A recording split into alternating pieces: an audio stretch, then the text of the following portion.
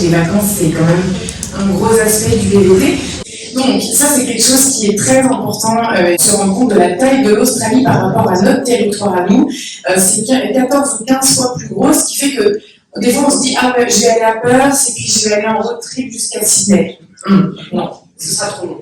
Déjà, si vous allez jusqu'à la moitié du pays, ça va vous paraître très très long.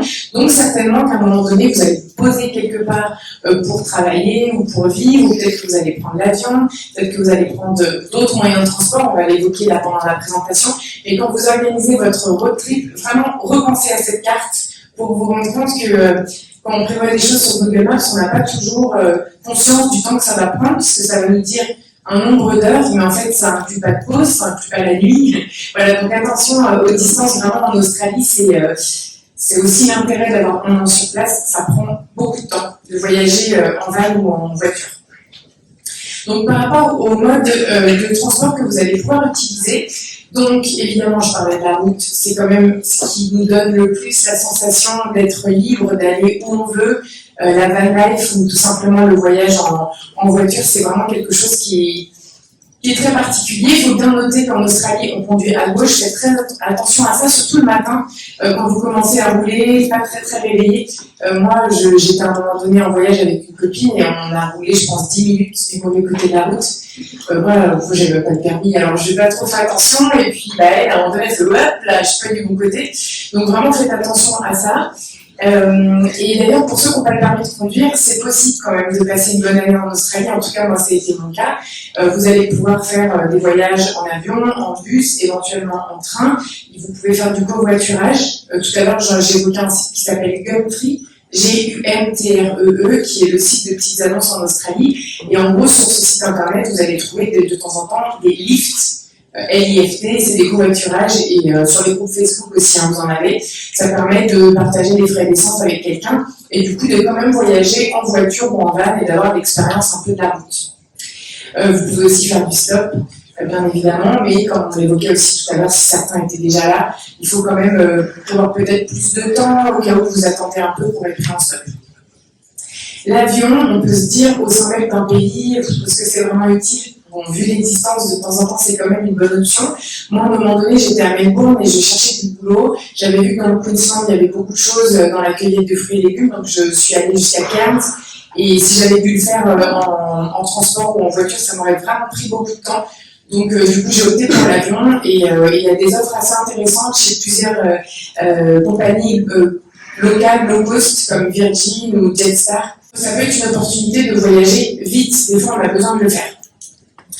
Également, le voyage en bus, c'est ce que j'ai beaucoup fait personnellement parce que déjà, c'était pas très cher. Il y a plusieurs compagnies qui sont parmineuses et puis aussi parfois quand il y avait des trajets très longs, je faisais des trajets de nuit, ce qui me permettait d'économiser une nuit en auberge de jeunesse et aussi de passer le temps plus vite dans le bus. Voilà, ça peut être pas mal, notamment pour ceux qui voyagent seuls, parce que du coup, ça permet de ne pas passer son temps à conduire tout le temps sa voiture, etc. Donc, le bus, moi, je trouve que c'est vraiment une très très bonne option. Surtout, voilà, il y a plusieurs entreprises qui vous permettent de trouver des offres assez intéressantes. Et puis le train, alors on connaît des très beaux trains en Australie qui sont plutôt des routes scéniques. C'est pas forcément donné, mais c'est des beaux trains, c'est des beaux souvenirs. Si vous prenez des trains régionaux, moi je l'ai fait un tout petit peu dans le Victoria, et pour le coup, c'était pas le moyen le plus rapide, j'ai juste fait un tout petit peu, mais ça reste quand même une option.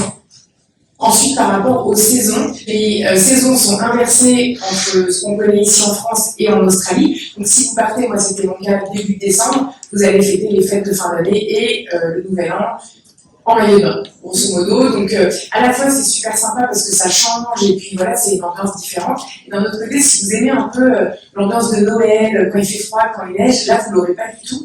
Moi ça m'a vraiment fait bizarre pour le coup, donc voilà, c'était pour la petite anecdote. En tout cas, vous avez des saisons différentes au sein même de l'Australie. Et donc, entre le mois de novembre et le mois de mars-avril, dans la partie nord du pays, vous allez avoir la wet season, la saison humide.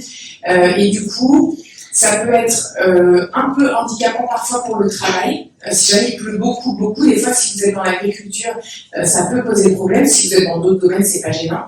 Et à l'inverse, si c'est une année où la wet season n'est pas très humide, il y a vraiment de concurrence pour le boulot. Donc, après avoir les opportunités que vous avez. Alors, l'été de décembre à février, c'est partout, mais c'est sûr que dans le sud, il va faire, c'est vraiment le meilleur moment si vous voulez l'été, alors que je trouve que dans le nord, évidemment, il y a la saison humide, mais à tout moment de l'année, quasiment, il fait beau, il fait chaud.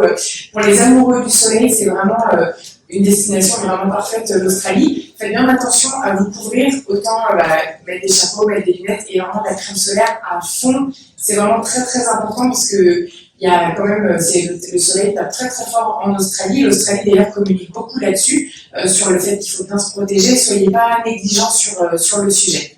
Voilà, surtout si vous avez une peau un peu comme moi. Voilà. Je pense que je vais te laisser la parole et puis si jamais tu veux revenir un petit peu plus des transports ou des saisons, pour compléter, je t'en prie. Bonjour à tous. Donc, première chose à mettre en avant, donc les capitales. Donc, en Australie, il y a 8 États et qui ont chacun une capitale, donc une ville plus ou moins grande. C'est important de mettre ça en avant parce que ça peut vous donner d'autres options. Il n'y a pas que Sydney, vous n'êtes pas obligé d'arriver forcément à Sydney. Vous pouvez regarder si vous êtes un peu flexible sur la destination, sur la période de l'année. Vous pouvez regarder en termes de budget, en termes d'itinéraire, ça peut être potentiellement plus intéressant d'arriver dans une autre ville d'arrivée. Donc, je vais parcourir tous les États avec vous. Donc, le premier, donc la Nouvelle-Galles du Sud, donc New South Wales, donc bien réputé pour Sydney, mais il y a plus de choses que Sydney dans les New South Wales. Donc Sydney, style de vie très cosmopolite, 70 plages à Sydney, une scène culturelle très florissante, des choses bien évidemment extrêmement connues comme l'opéra, comme le Harbour Bridge, enfin beaucoup de choses à faire, beaucoup d'événements. Et ensuite, à 1h30 de Sydney, on peut changer totalement de paysage, aller voir par exemple les Blue Mountains, donc c'est un panorama vraiment incroyable avec des montagnes recouvertes d'eucalyptus qui leur donnent une sorte de couleur que je recommande vraiment. On a le South Coast aussi, donc ça c'est des plages de sable blanc un peu comme on peut avoir en tête les plages en Australie. On peut aller voir des dauphins, on peut aller voir des baleines, comme vous le savez sûrement en Australie il y a une faune abondante, beaucoup d'animaux. Donc voilà, vous pouvez aller voir des animaux marins comme les dauphins et les baleines dans le South Coast, mais dans plein d'autres endroits aussi en Australie. Et Byron Bay, donc plus au nord de New South Wales, vraiment un peu le cliché qu'on peut avoir de l'Australie, petit endroit plus relax, très surfeur, vraiment décontracté, on peut faire du kayak, on peut faire de la plongée, vraiment très très très très sympa. Ensuite, donc, on remonte dans le Queensland, donc, qui est vraiment le nord-est de l'Australie. Donc, le Queensland, qui est connu notamment pour la Grande Barrière de Corail. Donc, la Grande Barrière de Corail qui longe vraiment toute la côte du Queensland, qui commence assez haut dans le nord vers Cairns et qui redescend, que vous pouvez aller explorer et que je vous recommande vivement d'aller explorer, que ce soit par activité aquatique, donc avec de la plongée, de la dame de plongée, du snorkeling, du helmet dive, ainsi que vous pouvez l'explorer et la voir d'en haut. Il y a beaucoup d'activités proposées pour faire des survols en hélicoptère, en petit avion, qui peuvent être vraiment très sympas et vous apporter vraiment des souvenirs inoubliables. Ensuite, donc, en termes de villes, on a Brisbane et Gold Coast. Donc, Brisbane, c'est la capitale du Queensland. C'est assez animé, c'est une plus petite ville, très décontractée, avec une rivière qui en longe. Et le Gold Coast, c'est différent comme état d'esprit, c'est des gratte-ciel avec des hôtels, des parcs d'attractions, des casinos. Mais après, en face, il va y avoir 70 km de plage non interrompue avec des surfeurs de partout. C'est d'ailleurs là où il y a Surfers Paradise. Ensuite, si on remonte un peu, on a Sunshine et Fraser Coast. Donc Fraser Coast, tout connu pour Fraser Island, c'est une des plus grandes îles de sable au monde, qui a d'ailleurs été renommée Gary Island récemment pour rendre hommage à ses origines, son nom aborigène. Et ensuite, on a, donc, si vous remontez plus haut dans le Tropical North, donc vers Cairns, vous avez toujours la barrière de corail, mais il y a surtout une grande forêt tropicale, un peu du même style que la forêt amazonienne, qui date de la préhistoire, et voilà, que vous pouvez aller observer aussi, donc ça change complètement de décor. Et s'il y a des petits fans de Avatar, c'est d'ailleurs là où James Cameron a pris son inspiration pour Avatar, donc il y a même l'arbre de Avatar là-bas. Voilà. Ensuite, si on redescend au sud, donc on a le Victoria.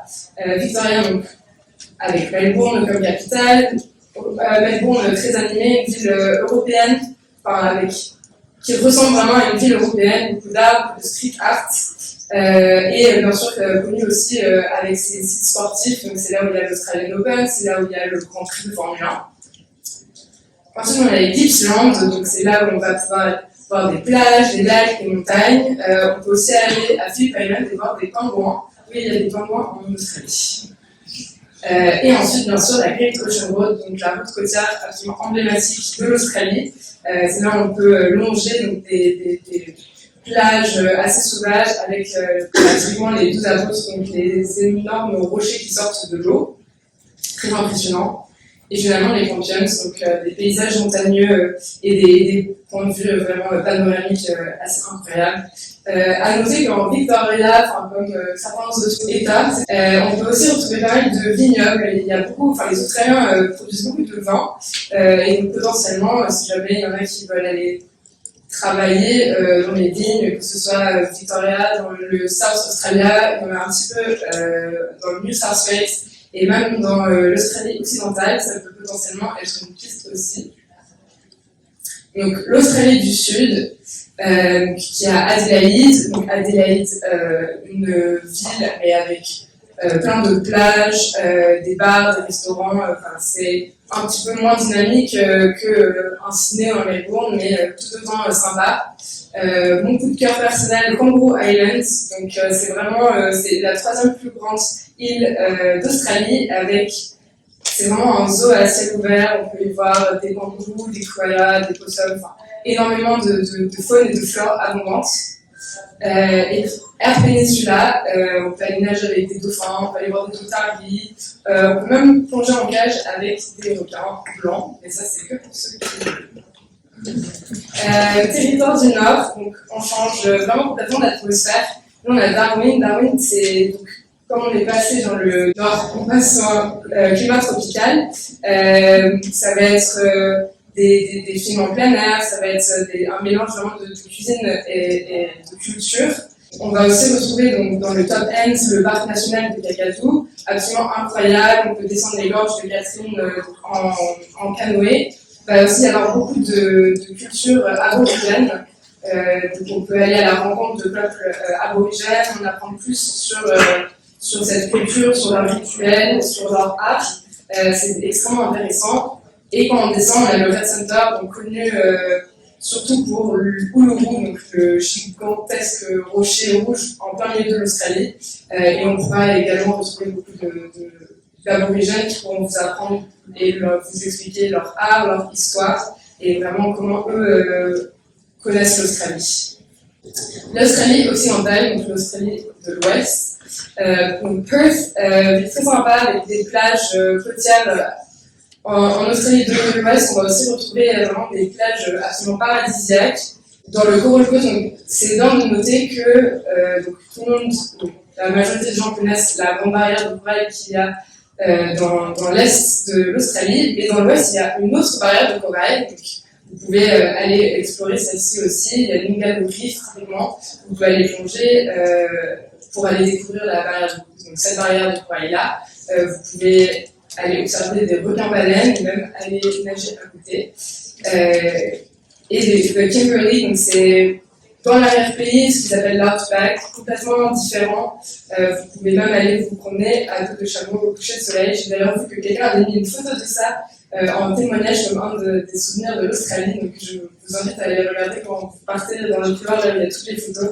C'est vraiment, s'il n'y avait pas de photos, on ne le croirait pas forcément. C'est absolument magnifique. Et finalement, donc la Tasmanie qui a un côté assez semblable à la Nouvelle-Zélande. C'est moins réputé à l'international, donc il y a moins de tourisme, c'est bien préservé. Beaucoup de parcs nationaux, vraiment des montagnes, de la verdure.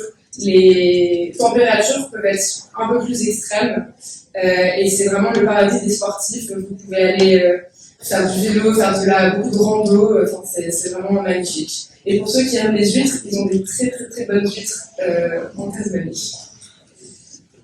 Donc voilà, et finalement l'Australie Capital Territory, il n'y a pas grand monde qui la connaît en général, parce que c'est vraiment un tout petit état logé entouré du New South Wales. Mais c'est là où il y a Canberra, donc Canberra qui est notamment la capitale de l'Australie, et connue aussi pour ses monuments qu'on peut voir. Les animaux, si vous voulez voir des animaux, vous en verrez. Les sympas, vous en verrez. Les kangourous, il y en a absolument partout. Donc c'est relativement facile d'en apercevoir. Surtout, ils aiment bien sortir au lever du soleil ou au coucher du soleil. Donc c'est un bon moment pour essayer d'aller les spotter. Pour à peu près 26 millions d'Australiens, il y a 60 millions de kangourous. Donc il y en a vraiment partout. Les koalas aussi, on en trouve assez facilement. Il y a même des sanctuaires de koalas, par exemple à Brisbane. Si vous voulez vraiment voir des koalas, vous pouvez aller les voir. Et plein d'autres animaux trop sympas. Et je vous invite, si c'est vraiment une priorité pour vous faire des animaux, d'aller sur le site australia.com. Vous allez retrouver vraiment répertorié plein de conseils et d'endroits pour aller voir des animaux, que ce soit en nature ou dans des sanctuaires, dans des sortes de zoos. Donc voilà, je vous invite à aller voir ça. Et merci pour votre écoute. Si vous avez des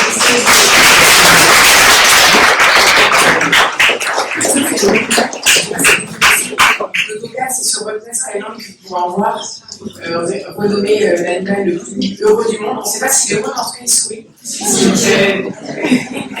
Voilà, il y a certains animaux, si vous voulez vraiment les voir, il faut aller à certains endroits particuliers. Est-ce que vous avez des questions à nous poser?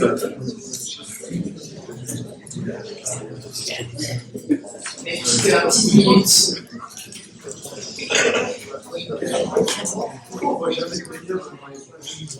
De baigner. C'est quoi cette baigner? Alors, il y a beaucoup de plages où on peut se baigner, mais effectivement, il faut bien vérifier que les plages sont surveillées. C'est ça qu'il faut regarder en Australie, en fait. Sur la côte est notamment, moi, c'est vrai que je suis allée sur certaines plages qui n'étaient pas surveillées, il y avait marqué baignade interdite. Ça peut être les requins, ça peut être aussi des fois des méduses. Ça va pas très bien en Australie, ce que je vais dire. Une fois, on nous a sorti de l'eau parce qu'il y a des crocodiles d'eau de mer. Mais c'est très rare. C'est-à-dire que si vous êtes sur les plages surveillées, les gens surveillent. Et donc, s'il y a un souci, ils vous préviennent. Et en fait, il n'y a pas de souci. Enfin, ça reste quand même très anecdotique les éventuelles attaques. Juste regardez ce qui est marqué. Par exemple, tu parlais de Kakadu dans le nord du pays. C'est une zone marécageuse, un peu où il y a des crocodiles. Il ne faut pas se baigner, par exemple. Même si déjà l'eau, elle ne donne pas spécialement envie. Donc, c'est ça que je veux dire, c'est de bien faire attention aux consignes qui vous sont données en Australie. Et ça limitera tout risque de problème. Voilà, exactement. En parlant d'animaux, des araignées, des serpents, est-ce qu'il y a des endroits dans les autres plus? C'est partout? C'est grave? Moi, j'en ai tellement pas vu beaucoup que, en fait, quand je vois des gens, je vous jure, ils changent de destination pour ça et je me dis, mais non! Parce que vraiment, moi, j'en ai vraiment pas vu beaucoup. J'ai dû voir un serpent qui était tout petit comme ça. Il était, quand je faisais du fruit picking, et en fait, il avait tellement peur de moi qu'il est parti, mais il était tout petit. Et les araignées, franchement, j'en ai pas beaucoup vu. Et il faut savoir que quand les gens vont poster des vidéos de quelque chose d'un petit peu rocambolesque, je me rappelle, avant de partir en Australie, j'en avais vu aussi. Et en fait, c'est dommage, ça fait pas une très bonne pub au pays parce que ceux qui sont arachnophobes ont vraiment peur de partir. Alors qu'en réalité, franchement, on voit beaucoup plus les petits mignons que les autres. Ouais. Donc, je confirme, personnellement, j'ai une extrême phobie des serpents. Alors, je peux même pas regarder un film s'il y a un serpent dedans. Et la première fois que je suis allée en Australie, j'avoue, j'avais un peu la trousse d'en voir et j'en ai pas du tout vu. Et je connais plein de gens qui ont passé 6 mois, 1 an et qui n'en ont pas vu. Donc, il faut pas trop se stresser là-dessus non plus. Même chose, après, c'est, comment dire, plus tu vas dans l'outback, dans un endroit super reculé où il y a absolument personne et il n'y a rien, bah, potentiellement, peut-être tu peux en voir un peu plus et encore. Enfin, c'est juste peut-être éviter, par exemple, si vous campez, de laisser votre tente s'aérer sans moustiquaire ou de laisser vos chaussures dehors toute la nuit ou alors bien vérifier ce qu'il y a dedans. Mais voilà, vraiment. Après, ça se trouve, vous allez y aller, il y en aura, mais vraiment, c'est pas du tout ce que les gens retiennent. Enfin, moi, quand je parle avec les gens, on parle pas du tout de ça. il y en a en France aussi. Oui, il y en a aussi, ouais, effectivement. Oui. Ça va par rapport à ces raisons. Cool, bah, comme tu as expliqué, l'Australie a un peu deux zones, on va dire, en termes de saison. Donc, tout le nord, c'est un climat tropical, donc il n'y a pas vraiment de moment où il fait froid, et c'est pas vraiment d'hiver et d'été, ça va vraiment être saison sèche, saison humide ou saison des pluies. Un peu comparé en France à la mousson en Asie, en fait, au final, l'Indonésie par exemple, c'est juste quelques temps en avion plus haut. Donc, c'est plus pour ceux qui connaissent ce genre de climat, alors que tout le sud de l'Australie, ça va être un climat plus tempéré, donc il y a plus des saisons tranchées, donc l'été et l'hiver, sachant que l'hiver, ça tourne autour de 16 degrés, donc pour un Français, c'est pas non plus très rude, et par contre l'été, les températures elles vont beaucoup plus monter. Et c'est l'opposé de nous. En termes de mois, si je voulais avoir à peu près les perspectives, l'été ça va être à peu près d'octobre à mars, et parallèlement l'hiver ça va être d'avril, enfin voilà. En gros c'est vraiment l'inverse aussi en France. Oui. Par rapport au bus et au transport, pour parler, est-ce qu'il y a des applications par exemple, pour acheter des billets de bus, de train spécial là-bas ou C'est vrai que moi j'allais directement sur Greyhound, qui est la compagnie qui est très présente, et sur la côte Est, j'ai pas mal utilisé Premier MS, c'est écrit comme premier en français, MS, qui était que là, et je faisais pas des comparaisons, mais c'est vrai qu'aujourd'hui il doit peut-être y avoir des sites pour comparer ça. Faut voir, parce que souvent, quand il y a des sites de comparaison, j'ai appris ça récemment, tout en discutant avec quelqu'un qui travaille sur un site comme ça, il faut que les compagnies aient un intérêt à ce qu'un tiers parle d'eux. Si jamais ils sont un peu tout seuls sur une région, ils n'ont pas forcément intérêt qu'il y ait un site qui prenne une commission sur leur vente. Donc, faut voir. Regarde un petit peu ce qu'il y a sur Internet, et puis regarde quand même s'il n'y a pas des compagnies locales. Même n'hésitez pas à vous servir toujours de Google, par exemple, je sais pas, Bus, Victoria, ou ce genre de choses. Des fois, vous pourriez trouver des compagnies locale aussi intéressante. Mais c'est vrai que Greyhound, c'est quand même celle qui est la plus présente en Australie. Et Greyhound a des passes un peu hop-off, hop-on, hop-off. Donc si vous comptez prendre beaucoup le bus, ça peut être, et dans des endroits où il y a Greyhound, ça peut être intéressant, vraiment économiquement et pour moins de prise de tête, de prendre un pass comme ça, qui permet de faire des allers-retours. Est-ce que vous connaissez les prix des billets d'avion de l'Australie pour aller sur les îles en Océanie? Parce que vous faites pas le tour, quoi, voilà. Alors ça, pour le coup, à moins que tu saches, j'aurais dit peut-être que Bruno, qui est au stand des billets d'avion, j'ai tendance à penser qu'il saura mieux que nous, parce que je pense qu'il y a pas mal de bêtises qui vont soit en Nouvelle-Zélande, soit en Asie du Sud-Est. Moi, je suis là en Asie du Sud-Est et en Nouvelle-Zélande, mais pas dans les îles Pacifiques, donc je saurais pas te dire. Mais souvent, il y a des infos quand même assez intéressantes. Ça peut être effectivement l'occasion d'en profiter en fait pendant qu'on est là-bas, parce qu'effectivement pendant le bébé temps en Australie, vous avez le droit de quitter l'Australie et d'y revenir. Profitez-en. J'ai une question. Alors, c'est plus en termes d'équipement, si on souhaite justement faire de la randonnée et tout ça. Quand je vous entends, j'ai l'impression que les températures ne sont pas si belles que ça, même la nuit. Quand même. Justement, en Nouvelle-Zélande, on dit qu'en une journée, on peut avoir les 4 saisons. J'ai pu le constater que si on n'a pas un duvet qui pose tout, qui permet on va dire confort en dessous de zéro, on peut être dans la merde. Oui, en Nouvelle-Zélande, il fait très froid à certains moments de l'hiver. Moi, c'est vrai que quand j'y étais à peu près à cette période-là, j'ai eu du -7. Ouais. Ça, en Australie, ça ne doit pas arriver souvent pour le coup. Mais c'est vrai que quand tu es peut-être en Tasmanie, à surveiller. Mais c'est vrai que dans la Outback, la journée, il fait tellement chaud, et la nuit, en fait, c'est typique des déserts. Moi, j'avais pas mal dormi en voiture à ce moment-là, parce que j'ai revenu un petit peu.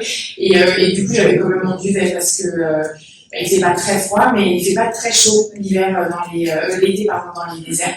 Donc, il faut quand même prévoir quelque chose pour se couvrir. C'est pas comme là, en ce moment, la nuit, on a super chaud. Dans le désert, c'est quand même plus froid. Mais en ville, t'auras chaud.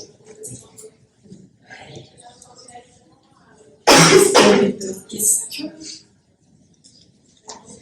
J'ai entendu dire qu'on peut observer des aurores australes en Tasmanie. Tu sais à peu près à quelle période de l'année? Après, ça change de quelle année. Je suis désolée, je ne sais pas. Si je ne me trompe pas, c'est toute l'année. C'est la différence avec les aurores boréales. D'accord, ok, parce que moi, c'est vrai que je suis allée en Tasmanie, j'ai pas eu cette chance d'en voir, surtout que j'ai vu que ça partait dans les roses, etc. Ça avait vraiment l'air super beau, mais j'en ai pas vu, donc j'ai pas plus de précision à donner. Peut-être qu'il existe comme dans les pays comme le Canada ou les pays du Nord, peut-être ça vaudrait le coup aussi de chercher sur Google s'il n'y a pas un site spécialisé qui va donner un peu les tendances, parce que souvent c'est un peu une chasse aux aurores. Pour les voir, il faut avoir un peu de chance ou se tenir informé. J'ai une question par rapport aux affaires. Quand on part et qu'on va travailler pendant un moment et qu'on veut voyager un peu, comment est-ce qu'on peut laisser nos affaires et tout? Alors, soit t'as que ton sac à dos et t'en mets tout, moi c'est plutôt ce que j'ai fait à chaque fois, ou alors tu t'es fait des potes qui restent en vie un certain temps, c'est beaucoup de si dans ma phrase, mais peut-être que ça peut permettre de laisser des choses chez eux. Je suppose qu'il peut y avoir aussi des sortes de consignes, mais peut-être que si c'est 2-3 mois, ça commence à faire un petit peu cher. Donc c'est aussi pour ça que je conseille souvent de ne pas partir avec trop de choses. Je sais pas, par exemple, tu pensais partir avec 2 bagages ou quelque chose comme ça? Je sais pas. Mais Parce que si c'est un sac à dos, ça vaut le coup de tout embarquer pour différentes raisons. Il n'y a pas de souci de la personne à qui tu les as laissés et finalement elle s'en va et elle sait pas quoi faire de ton sac. Et puis c'est vrai que c'est plus pratique pendant l'année d'avoir vraiment que son sac à dos. Encore une fois, c'est le challenge de partir avec que ça, mais c'est faisable. Oui. Oui. j'ai l'impression qu'on passe mal, c'est propice à la vente de camping. Est-ce que dans le reste du pays, c'est comme on peut s'attendre, c'est pas comme en Nouvelle-Zélande, où vraiment on peut avoir plein de sport pour camping?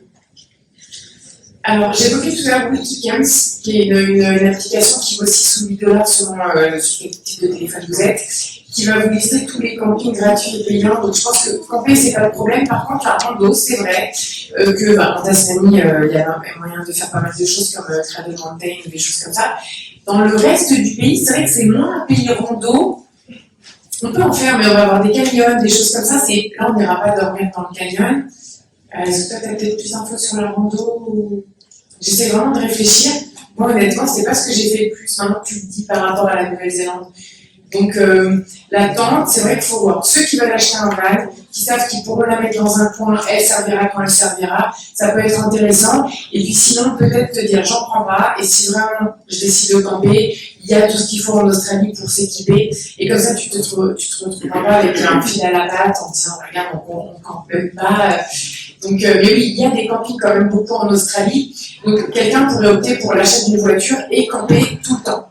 Et d'autres vont se dire, je prends plutôt un van, d'autres vont plutôt aller en auberge. Ça dépend aussi de ça, outre la rando, je pense.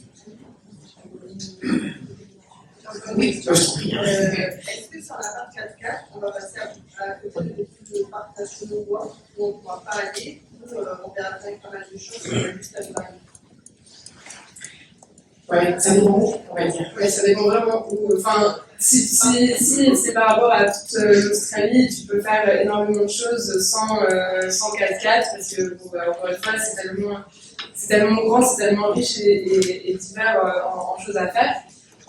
Après, ce qu'il faut savoir, c'est peut-être moins l'option économique, mais tous les endroits qui sont un peu difficiles, enfin beaucoup d'endroits qui sont un peu difficiles d'accès, où justement il faut y aller avec un 4x4, mais qui ont vraiment un intérêt à aller voir.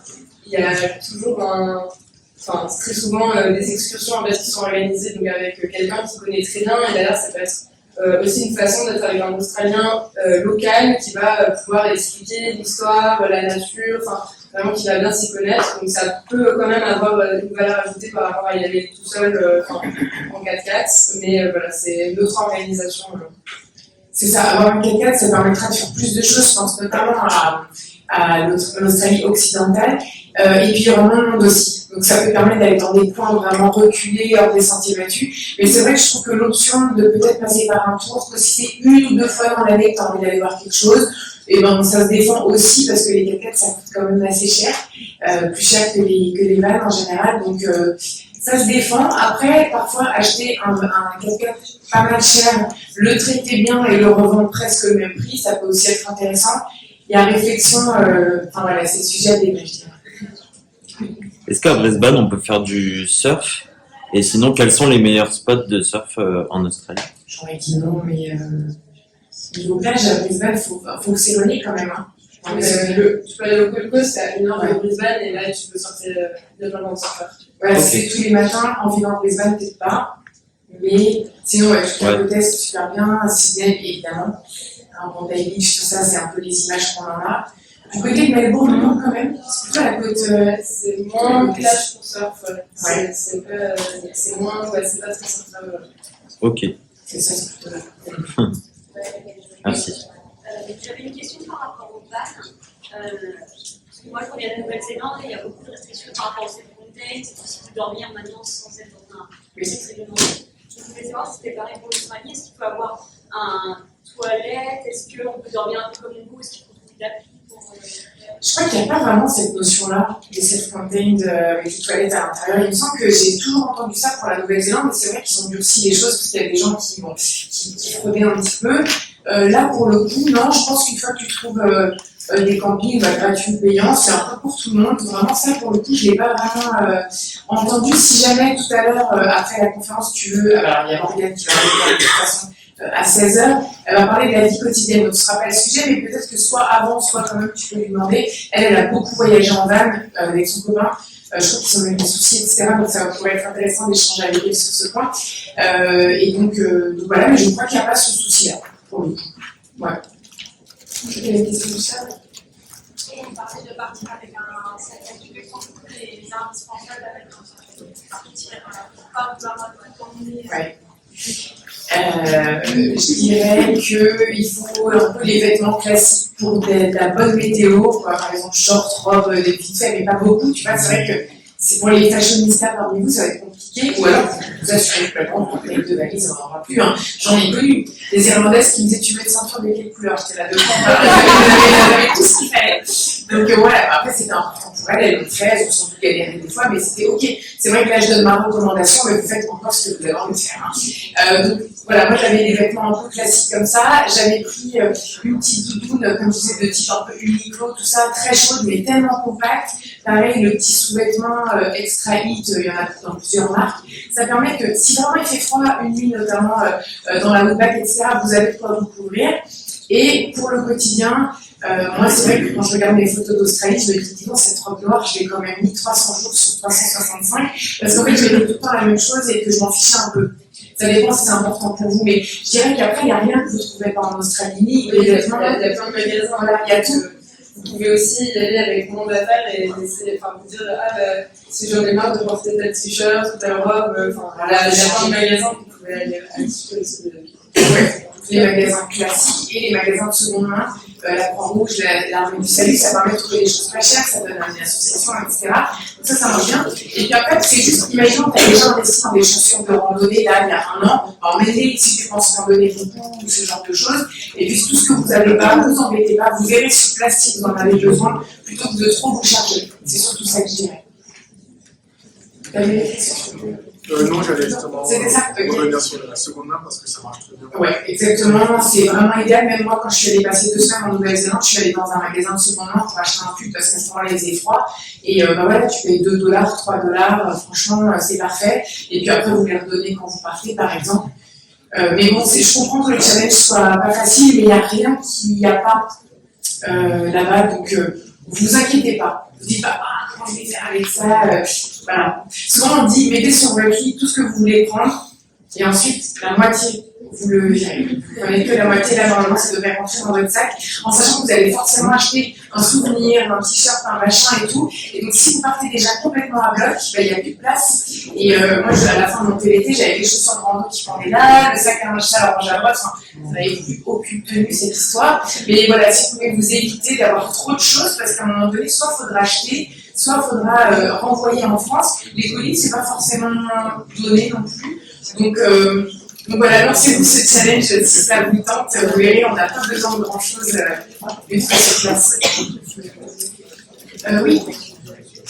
J'ai déjà dit, mais est-ce que le stop sera la culture Oui.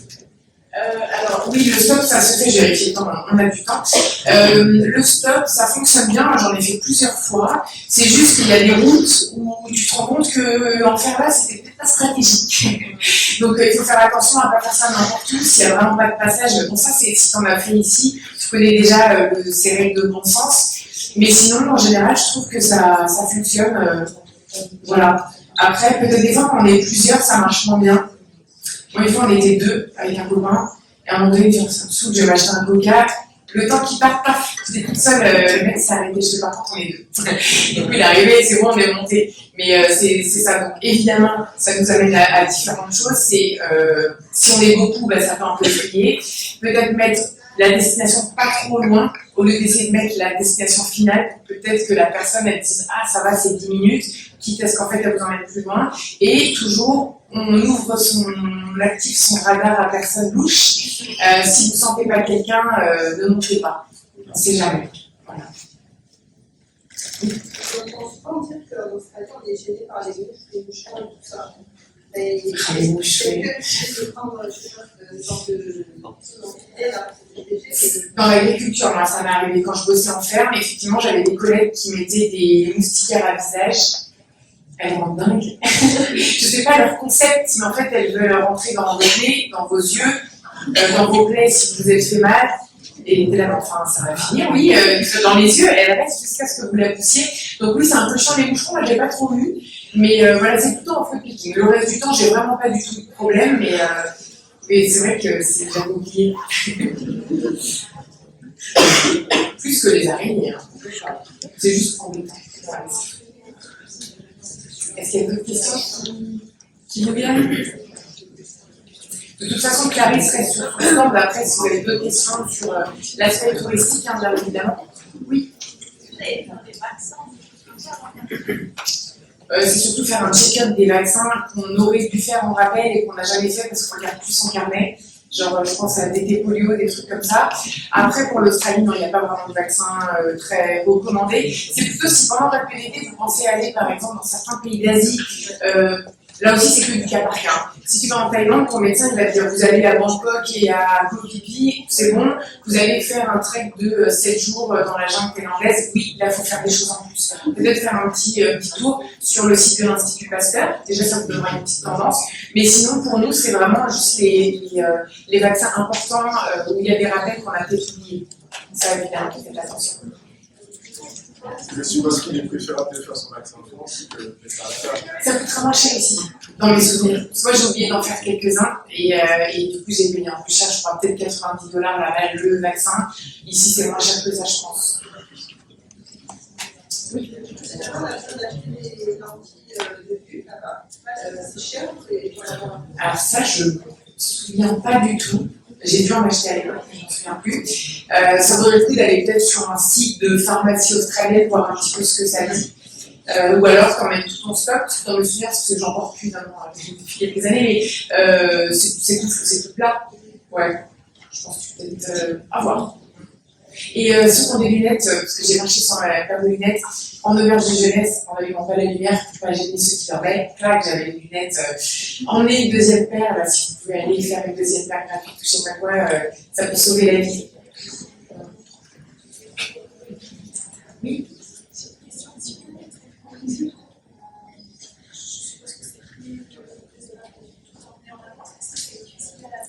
Normalement, c'est 3 mois maximum de traitement. Quand on a un traitement médical, autant Doliprane, Malox et autres trucs du quotidien, ça pose pas de problème. Autant les traitements, c'est que 3 mois dans les boîtes d'origine, avec l'ordonnance du médecin, si possible en anglais ou avec une lettre en anglais à côté du médecin. Tout ça. Et ensuite, soit ils considèrent que quelqu'un va te les envoyer par la poste avec là aussi des boîtes d'origine, une lettre du médecin en anglais, etc., dans le colis, ou alors il faudra que tu t'en procures sur place, donc tu vas devoir aller voir le médecin pour avoir une ordonnance et payer tes médicaments.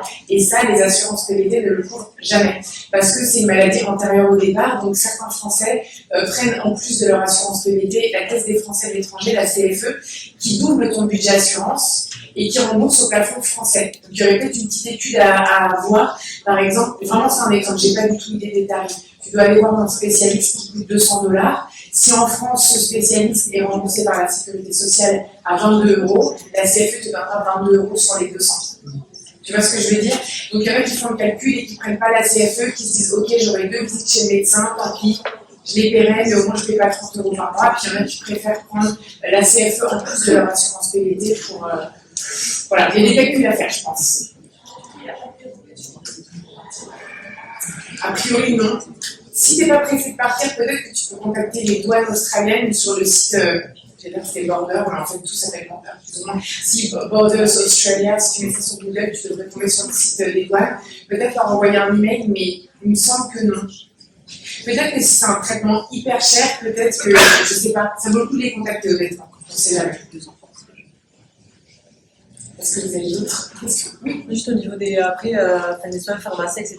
Pour un peu Doliprane, de toute façon c'est les mêmes prix, ça se passe comment là-bas pour si on doit acheter des médicaments tout simplement? Ça, c'est dans les pharmacies Mais c'est pareil au niveau du prix, ouais, dans le souvenir, c'est assez pareil, c'est peut-être juste de la vie, il n'y a pas de Doliprane, mais après, j'ai pas le souvenir que ce soit cher. Non. D'ailleurs, ça m'amène à la conférence qui va être juste après, donc c'est Morgane qui va reprendre le relais. Ça sera sur la vie quotidienne. Donc, typiquement, si tu veux lui reposer la question au cas où, comme elle est rentrée il y a 2 mois et demi, elle est un peu plus frette que pour moi. Mais je pense que c'est vraiment pas bien. Merci.